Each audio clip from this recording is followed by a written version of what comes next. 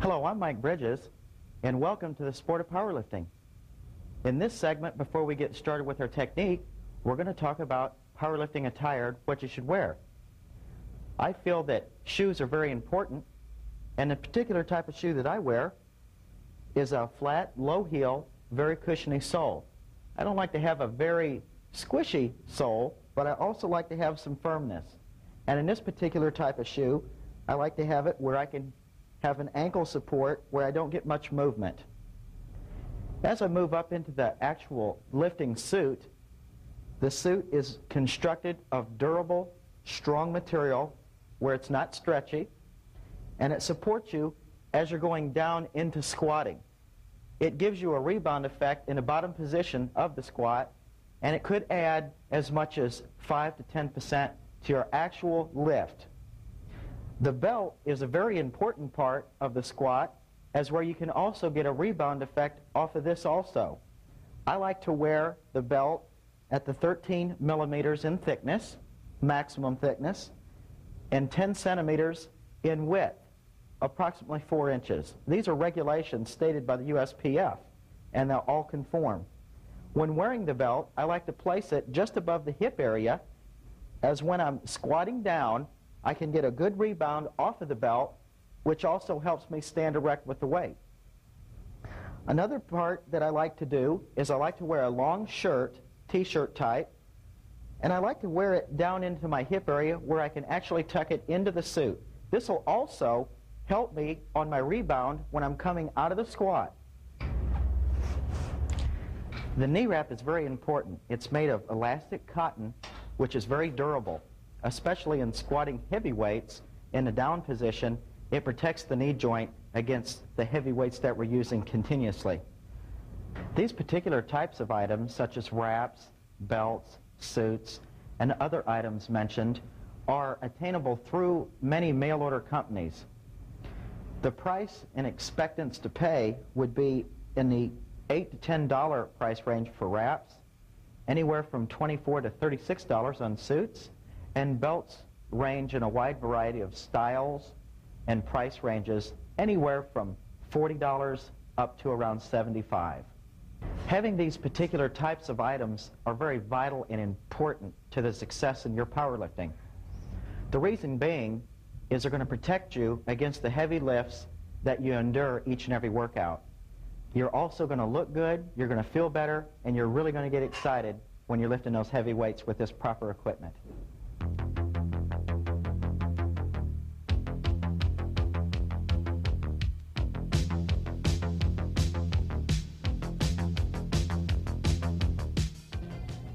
In this lesson, the bench press, I'm going to teach you everything I've learned up to the present time on how to use proper technique and form, how to achieve the highest level of bench press that you can.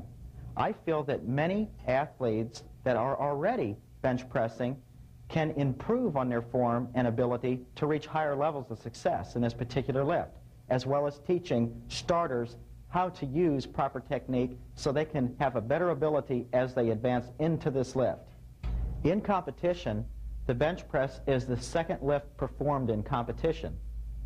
This lift is judged by 3 referees, one to the right, one to the left, and one in front.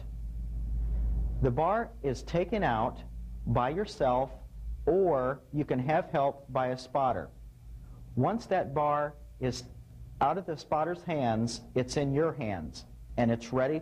You are ready to actually start the lift by descending the bar, placing it on the chest, but not letting the bar go too deep into the chest. You must stop the bar. This is when you will get the signal from the head referee, a clap. You can ascent the bar back to the lockout position, and then he will call rack it. Then you put the bar back into the rack, and you can also have some assistance with spotters on this in competition, and then the lift is complete. Then it will be judged by white lights or red lights. Red lights being a no good lift, white lights being a good lift. You have to at least get a 2-to-1 decision for this to be a good lift to be scored in the total at the end of the competition. The best equipment to use is an Olympic-style bar and set such as we've got here today. This bar being 45 pounds and each plate weighing 45 for a total of 135 pounds for the beginning lifters. This particular type of Olympic-style bench is good for using when bench pressing for the simple fact that we have no obstructions in the way, and we can have our hand placement, which we need to adjust all the time to reach our proper technique and form. The benefits of using proper equipment ensures that your lift will be stronger, it'll ensure that your injuries will be cut down, and you can also cut time off of your training to reach your maximum potential for competition.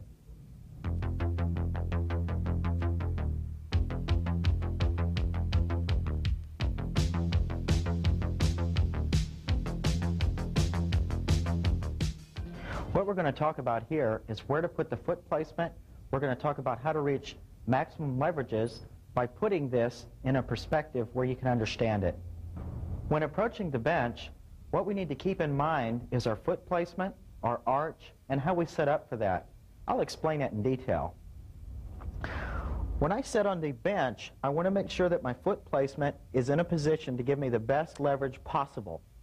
For me, I like to put my foot placement as far back as I can, and then lay back onto the bench and grab the uprights and actually thrust myself forward and get in a good arch position.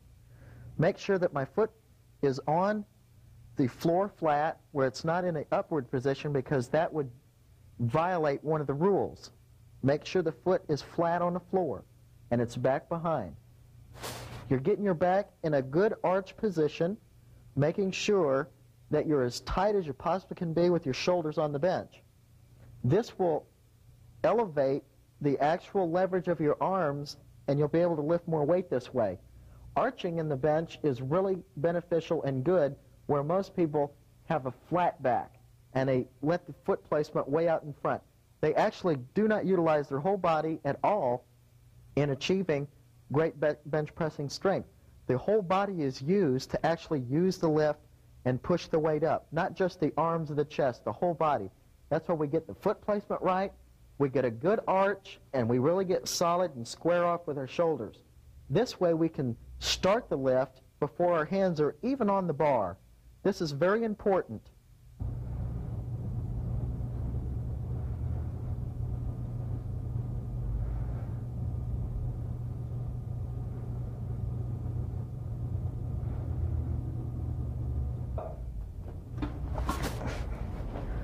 Other leverages that are used that are very important that need to be noted is before you grab the bar and have a hand placement on the bar during the process of the lift. The bar will travel, in most cases, in beginning lifters, above the parallel part of the arm. In other words, how to explain this more in detail is the bar is actually, with a bent wrist, traveling above the arm, above the deltoid, and above the chest, which is not promoting good leverage. Keeping the wrist straight lets the bar travel through the middle of the arm, the tricep, bicep, the actual deltoid, and chest. This promotes the best absolute position you can be in to actually push that weight to its limits. So keep in mind the wrist straight and not bent back when performing the lift. In proper hand placement on the bar, it's good to note that a close hand grip is not going to utilize the full upper body. As we have a tendency to spread the arms out and get the hand position out, we then bring in the forearm, the tricep, the bicep, the shoulder, and the pectoral with the lats. And when we combine this with good leverage with an arch and foot placement, we're going to utilize the bench press to its fullest maximum potential. Now, keep in mind that a lot of times athletes do not understand this, and they do not bench press as much weight as they would like to do because of this. Once we get all of these things working for us rather than against us, we always have a better lift. Also, in these grips of the bar, keep in mind something that is very important. This will knock down on your injury factors. I notice a lot of athletes, instead of taking a full grip in a proper sense like they should, they take what's called a false grip. They put the thumb over the bar. This will have a tendency to let the bar slip out of the hands, and I've seen it happen many times. This can be very damaging and also cut your career very short. So keep in mind, not a false grip, but wrap that thumb around the bar. This will also ensure, by wrapping the thumb around the bar, keeping this wrist straight. With a false grip, it automatically keeps the wrist in a bent position and you lose all of that leverage. Keep the thumb around the bar to promote perfect leverage. Now let's go to the prone position of the bench. As I set up with good foot placement, a good arch, and then I put my hand placement onto the bar with a straight wrist. Once we have got the foot placement, the back position for perfect leverage, and we've got our hand position set, keeping in mind that all the leverages are very important, then we're ready to start our actual bench press lift. Once we've reached the correct position of the foot placement and the arch and the back placement, and we've reached the right position for our hand placement, then we're ready to actually take the bar out of the rack, lock it out, and then begin our descent onto the chest. Keep in mind the arms and the hand placement needs to be in the perfect position to reach the ultimate position for the right leverage. Then we ascent with the bar and lock it out.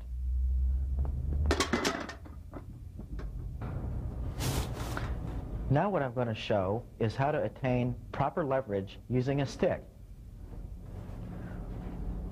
My hand placement on the bar, showing it too wide, I'm actually having a leverage point here that is improper. When I bring my hand placement in too close, I've got it this way, which is improper.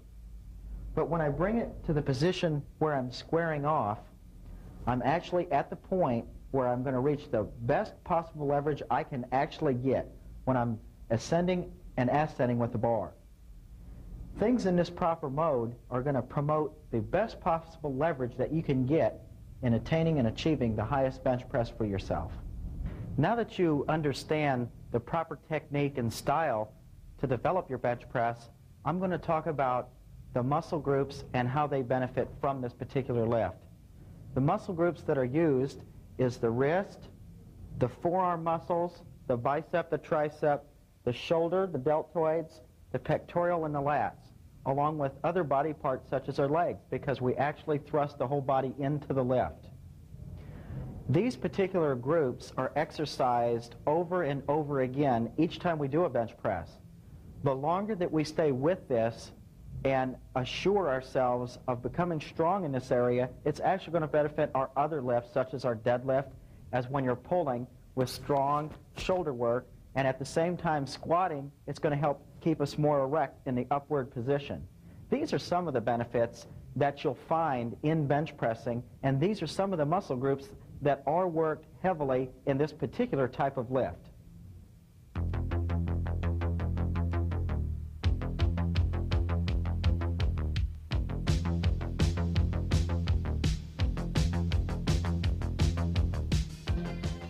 The reason why we warm up before heavy benching is to cut down on injury factors.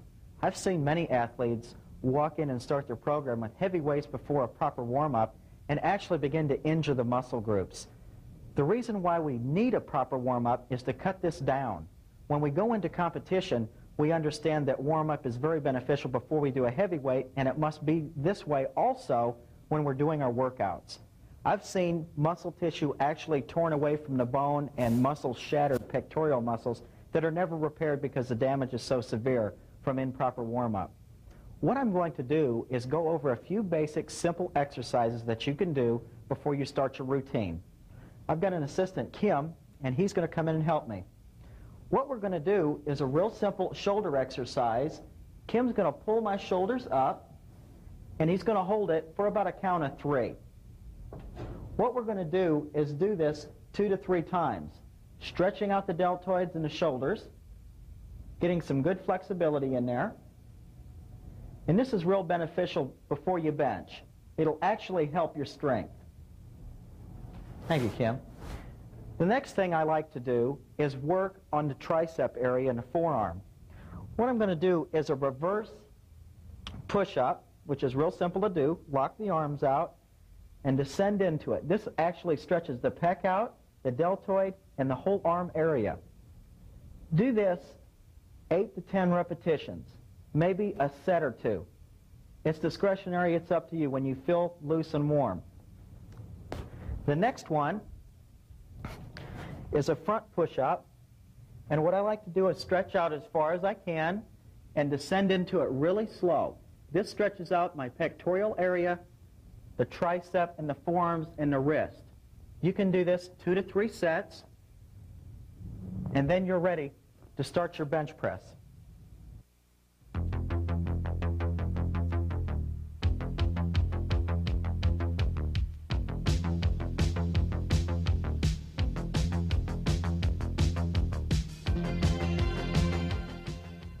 What I'm going to do is take you through my actual bench press routine with all the forms and techniques that we've used earlier and that I've demonstrated to you. I'm going to show you how to put them all into place now.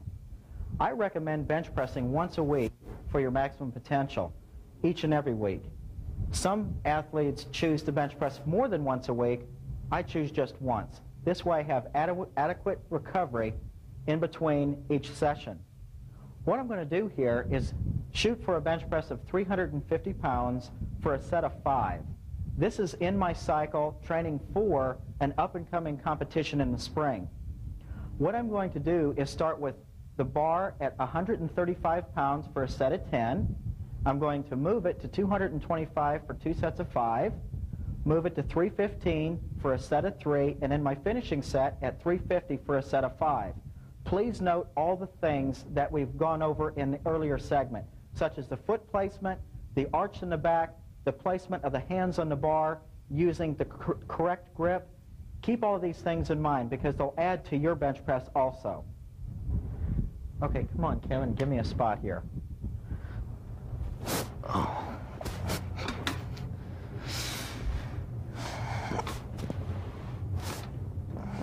Okay.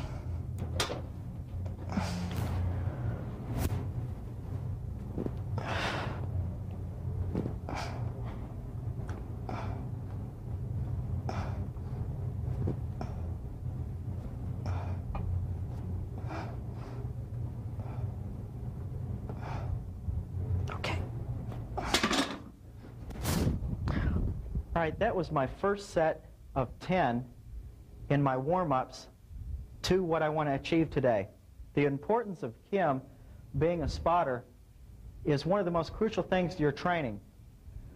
Going up to a world record such as I did a few years back of 534 pounds, they're very good to have in case you get in trouble.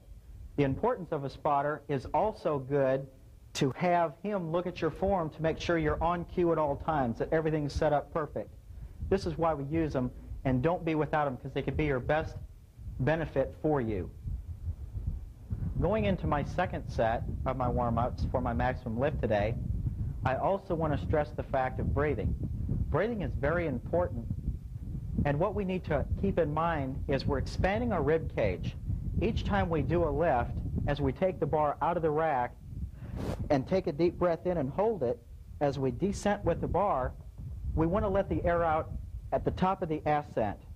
What this does is it actually increases and expands the rib cage, and once we do this through our breathing, it'll actually cut the distance down the bar has to travel.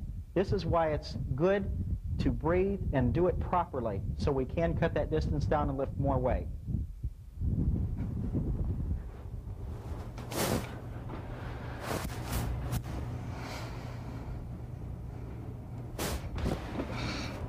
Okay.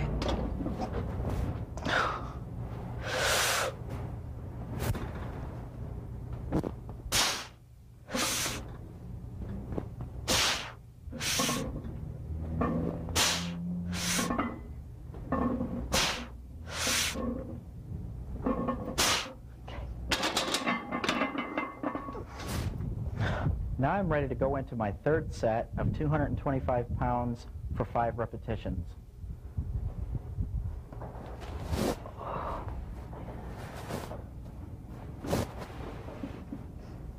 Okay, good, perfect.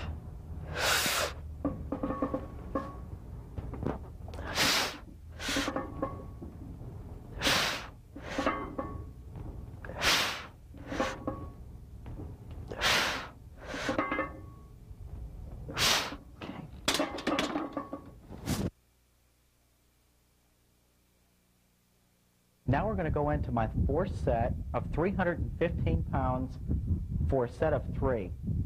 Keep in mind that as the weight increases, the attitude must increase also. You have to have a burning desire to get the weight up.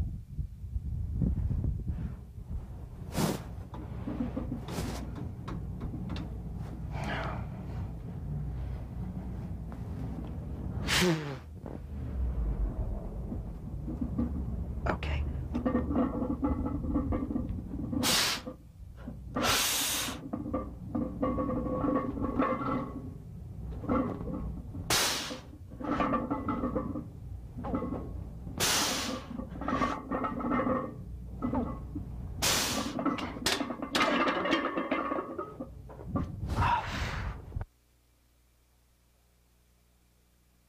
In this, our final set of 350 pounds, our fifth set of 5, what I want to explain here before I do it is the importance of a belt. The belt I like to use in these heavy sets because it keeps my back in a good arch and it cuts down on my cramping. Keep in mind that the belt is beneficial for this and it will help. What I'm going to do is put the belt on and strap it in as tight as I can possibly get it and get ready to do this set of 5.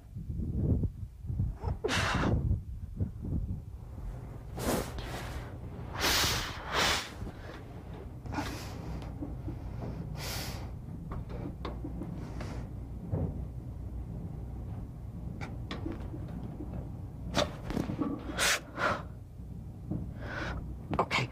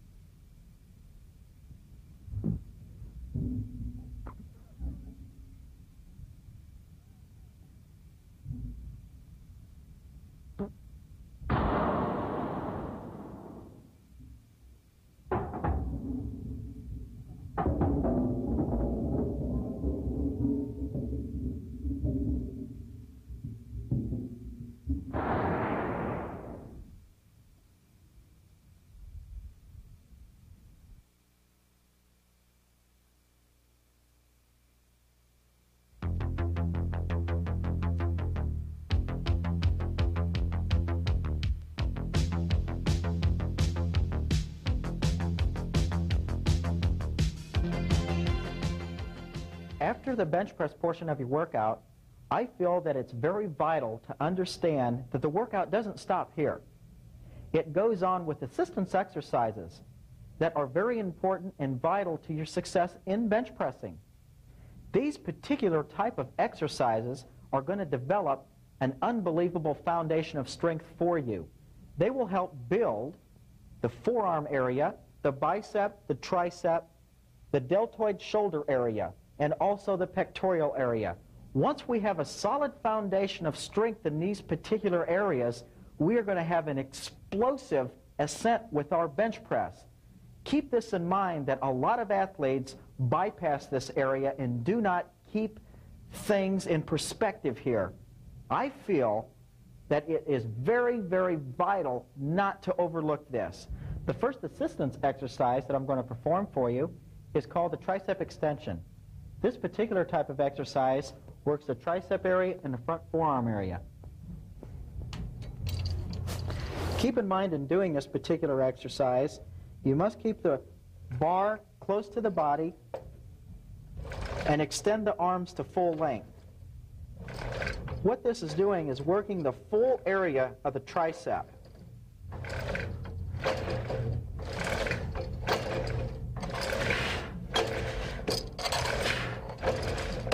Also remember that breathing is still very important. Exhale on exertion.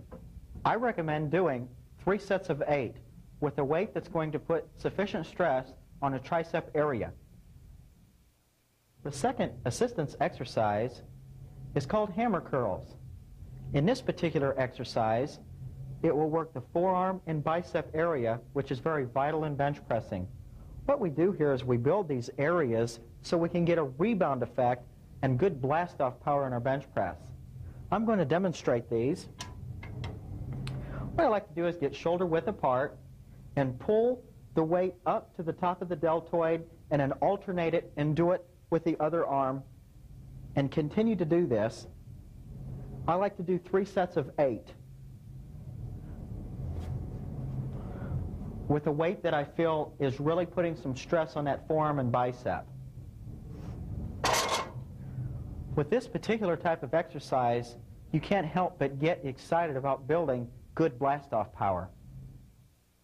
The third assistance exercise that I'm going to perform is called dumbbell flies. In this exercise, it works the pectoral area. I'm going to demonstrate how this works.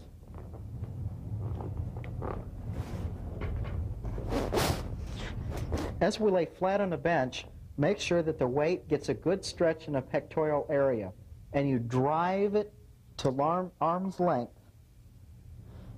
and then descend and let it stretch the pec area out again. Do this on each and every rep. I like to do 3 sets of 8 and use a weight that gives good stress on this area. This will also help develop an explosive bench press.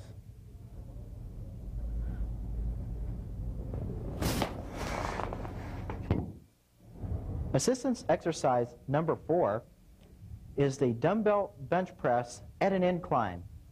This particular exercise develops the shoulder muscle area. I again like to do 3 sets of 8 with a moderate weight that's going to put stress on this area.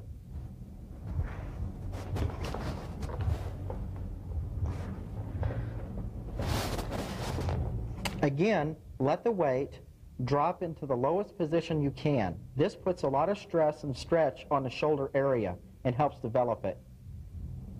Extend out to a lockout position, and remember, breathing is still very important. Exhale on exertion.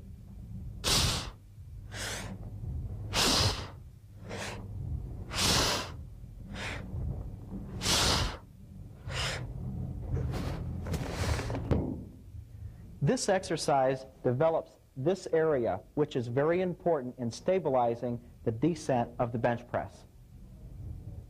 Our 5th and last assistance exercise is called front deltoid raises.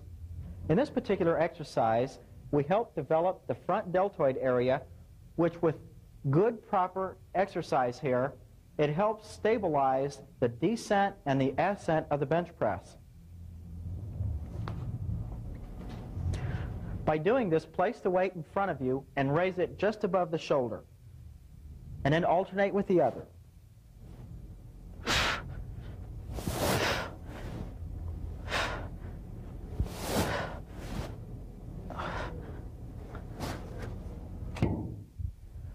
This will help develop, again, an explosive power off of the chest. I recommend doing 3 sets of 8 repetitions of this power building exercise.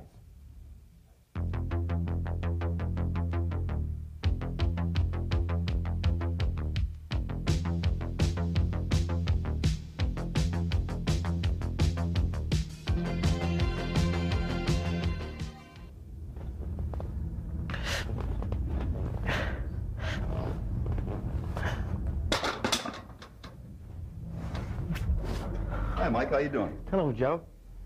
Mike, the information you gave on the bench press was outstanding. I learned so much. But I have some important questions I'd like to ask you. For instance, when am I going to be ready for my first competition? I'm really eager to, get into an event. Okay, well, Joe, in a lot of cases, many athletes come in and they want to get in their first competition tomorrow. But in this particular type of sport, you must keep in mind that you're already strong naturally, and we need to keep a foundation built so we don't overdo too soon. That's why we have to develop your technique, your form, your style, and this takes time. For myself, I competed in my first competition 6 weeks after I started training. Wow. That was probably pretty early, but in my case, it was okay. I would recommend for beginning athletes to start maybe a 16-week cycle program for their first competition. And, okay, at 156 pounds, what division am I considered? All right, in your particular weight class, you would be a 148-pounder. You would have to lose a little bit of weight to classify that, but if we decided that you were growing from the workouts, from the assistance exercises on a program we put you on, we may put you in a 165-pound class and not have you cut that weight. And give me my workout routine up to the competition, please. All right. If we put you on a 16-week cycle, what we're going to do the first 4 weeks is put you on a general exercise program that gets you in shape, that builds the muscles and you'll have a strong foundation there. What are they? All right. Those exercises, what I would like to do for bench pressing would be doing some assistance work, such as tricep extensions, hammer curls, things like this. There's other ones that we also put in there, and also bench pressing and correcting the form and getting good technique for you. There's also many other things that we would put in as time would go on, as you would advance. Okay, and how many days a week should I train? Okay, I recommend doing the bench press once a week. I particularly do it on a Wednesday. You could choose whatever day, although it's 1 day a week. The other lifts are going to take 1 day a week also. So you're looking at 3 exercises, squat, bench, and deadlift, once a week, Monday, Wednesday, and Friday for me. For you, it could be Tuesdays, Thursdays, or Saturdays. However you want to do it, as long as you got a day in between to rest before you do your second exercise. All I have to do is train 1 day a week on each? Yes, because keep in mind, the days that we are training that particular lift, we are doing a lot of assistance exercises. The muscles are being torn down, and they need adequate time to repair themselves. So if you're squatting on Monday and doing a follow-up squat the next Monday, that gives us approximately 6 days or so recovery before we have to go into that next workout. But after Monday comes Wednesday. We're going to work our arms and our upper body after we've worked our legs and our back from our squats. Friday comes our deadlift. That's all leg and all back again. So see, it's giving us adequate time to recover our body parts for that particular lift we're going to do. But it seems if I work twice as hard, 6 days a week, wouldn't I get twice as strong? Well, the old cliche is too much of anything is not good. Oh, I see. And in this particular case, what I would like to do is explain to you that if you overtrain, the muscle tissue does not have adequate time to rebuild itself to reach a higher level of strength. If we keep tearing down, tearing down, tearing down, we get to the point where we're at such a low level, an injury could occur. But if we plan our program and stay with it, the muscle tissue grows with the rest and recovery, and at that point, we start to build and get stronger with each and every workout that passes. We don't want to go backwards, we want to go forwards. In preparing for my first competition, what should I do about my diet? Okay, as far as diet, what I would recommend you do is get to the point where you're eating good. Get the basic food groups in there. Try to cut out sugars and salts. If you can get past that, that's a big portion of really starting to feel good, because when you feel good, you're automatically going to have a good attitude when you're hitting your workouts. So good basic nutrition is very vital in attaining heavy weights in these lifts. Mike, how long should I wait after a meal before I start to train in powerlifting? Well, I usually go about 2 hours with no food before I train. Now that sounds like it's a little bit too close. Sometimes it is. That's a judgment call again, but we do need to have some carbohydrates and some good energizers in there to make sure that we are full of energy when we're doing this lift, but not too soon before we work out, or it's going to blow the workout, and we do not want to do that. Now, in competition, can I just enter the bench press if I want to, in powerlifting? Well, now, that's a good question, because there are competitions that specify squat only, bench press only, and deadlift only, and there are also competitions that are full meet competitions, such as the squat, bench, and deadlift are all put into one, but you can pick and choose whatever. I recommend, if you're a specialty person, pick the individual meets. If you want to have an overall competition win, pick the full competition meets. To enter a national or a world competition, you must lift in all 3 events, not just one. Mike, what should I do prior to the competition? Should I take a few days off or train real hard up to that day? What do you recommend? Okay, for this, I like to take a minimum of 2 weeks off. Now, what I'm talking about here, totally off, that means I'm not shut my workout totally down. I'm doing still squatting, benching, and deadlifting, and some assistance, but they're very light. If I'm going to project an 800-pound squat 2 weeks before the meet, I may go up to maybe 225 to work on my technique and form. You'll do the same as other athletes. Now, you may not be projecting as high as a weight, but even if you're going to squat, say, 400 to 500 pounds, you're going to use very little weight just to keep it in good tone. And as we get this rest, the muscles actually tighten up. And we need that tight feeling. It's a good feeling rather than a loose feeling. And with this rest, the body's like a battery. It's getting really charged, ready for this explosive power we need to develop under these heavy weights. Mike, when I'm training, when do I know to add weight and how much weight? When do you know you're getting strong? Okay. I like to do repetition. In other words, what I'm saying here is, if I want to do a 500-pound bench press, I'm not going to continually keep going up every week until I hit 500. I feel, for me, if I can bench press in the neighborhood of 440 for a set of 5, that's adequate enough to do a 500-pound bench press for one in the competition. Now, if someone wants to project a much lighter weight than that, the same principle applies. I feel that if you max out too often, all the time, you're going to incur an injury. And if you're going to incur an injury, at least do it in a competition if it's going to happen. Don't do it before the competition, as I know many athletes have, and they've went into their competition totally destroyed. They've torn a muscle, or they've hurt something, or they've twisted something, and they are not at their full potential. Keep in mind, if the injury is going to occur, let it occur in the competition. Deal with it then. Go in totally injury-free. Speaking about injuries, if I do get injured, how should I handle it? Well, there are... In training or competition. Okay, there's a lot of information on that. There's a lot of good publications written on how to prevent injury, how to take care of injury once it occurs. I always put ice on an injury. If I feel any soreness whatsoever, I ice it immediately. Now, I've never been injured to the point where I've had to have a surgery, although I have pulled and strained muscles, and I like to keep ice on those for at least a day or two to keep the swelling and inflammation down. Then I will start applying some heat to loosen the area up and slowly start to work back into it. But keep in mind that you need to consult a physician on this.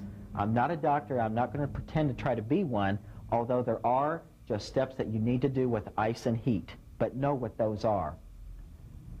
I've got a question for you. I feel pretty fit physically, and I think I'm going to be ready. But what about mentally? How do you get rid of the nervousness at a competition and, you know, get that extra push with the mind?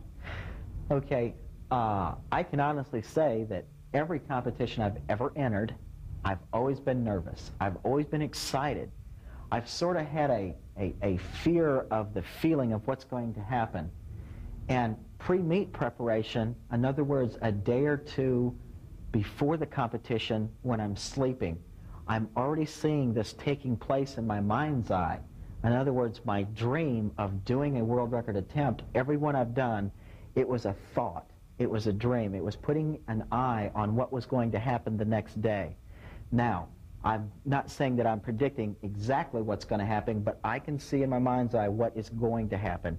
In other words, in simple terms, when David said, I'm going to put down Goliath, and he did it with a slingshot, and when he bent over to pick that rock up, he knew exactly where that rock was going to go, right between his eyes. And that's what I like to do with my competition and my lifts.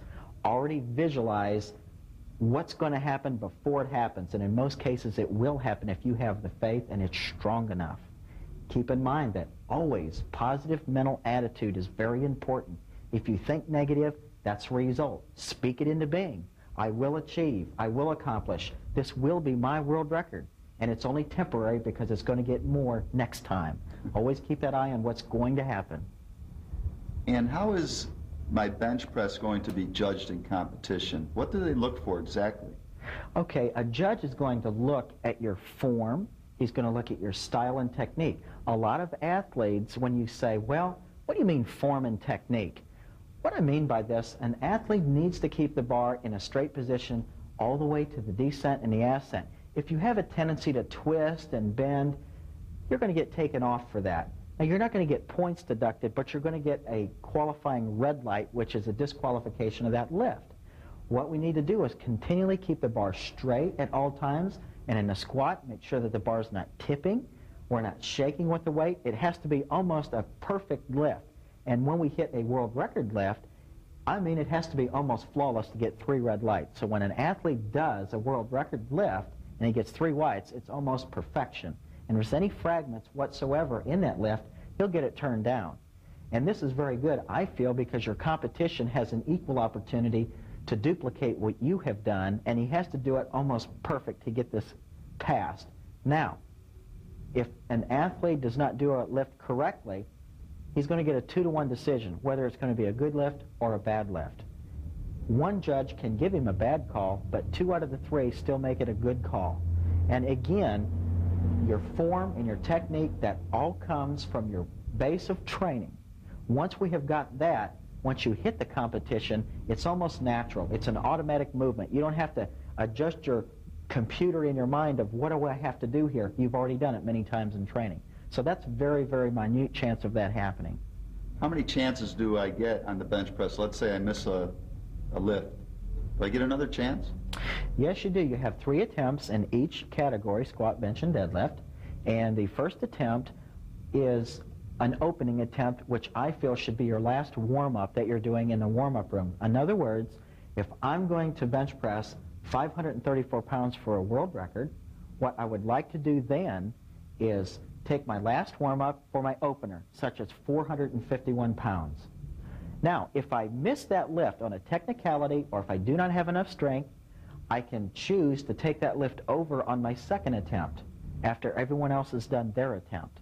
That gives me adequate rest and time. So you can have a second attempt, and if you miss that attempt, you still have a third attempt to get one in.